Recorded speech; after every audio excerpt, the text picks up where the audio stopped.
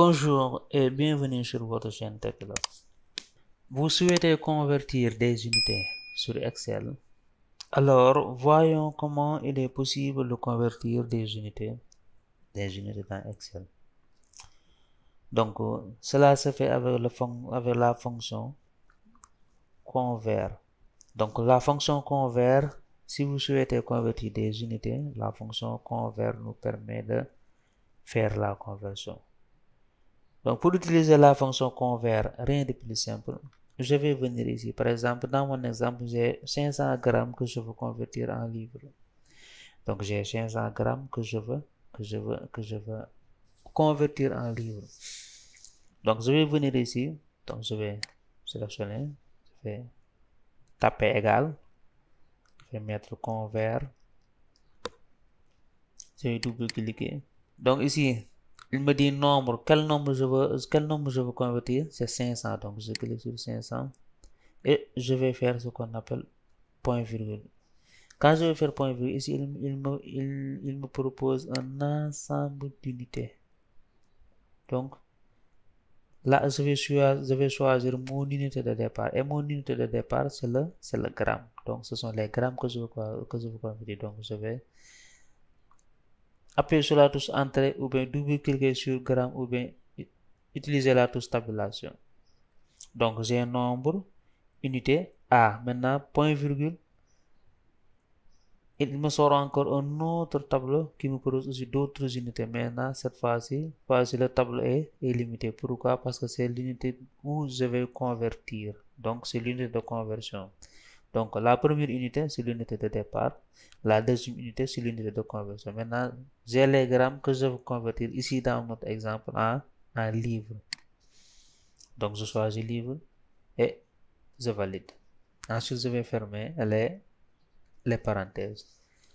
Donc, c'est convert le nombre, ici 500, l'unité de départ, c'est-à-dire l'unité du nombre en grammes, et l'unité de conversion, c'est-à-dire l'unité où je veux convertir mon nombre, c'est-à-dire ici, dans notre exemple, le livre. Ensuite, je vais valider en appuyant sur la touche Enter. Automatiquement, j'ai mon résultat. Donc, les 500 grammes sont convertis en livre en rien de temps.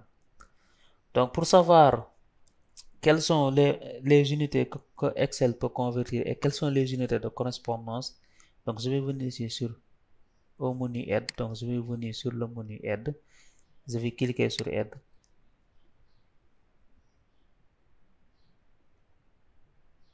Donc, je vais venir ici rechercher convert. Je vais cliquer la fonction convert. Je vais défiler vers le bas. Je vais cliquer sur système de mesure. Donc, voilà tous les systèmes de mesure donc que Excel peut convertir. Donc, j'ai poids et masse, j'ai distance, j'ai temps, j'ai pression, j'ai la force, j'ai l'énergie, j'ai puissance, j'ai magnétisme, j'ai température, j'ai le volume. Donc, le volume est tellement long. J'ai air, j'ai information, le bit, le byte, j'ai la vitesse. Ça, ce sont les préfixes multipliés. Donc, voilà, tout ça, ce sont des unités de mesure, mais des systèmes de mesure que Excel peut convertir. Les unités de mesure avec leur correspondance, c'est-à-dire on ne peut pas convertir des poids et des distances. Non. Donc, si vous souhaitez savoir les unités que Excel peut convertir, donc vous pouvez venir sur Aide, taper sur Aide, taper sur Convert et Excel va vous énoncer la liste des unités de mesure, des systèmes de mesure qui sont intégrés sur Excel.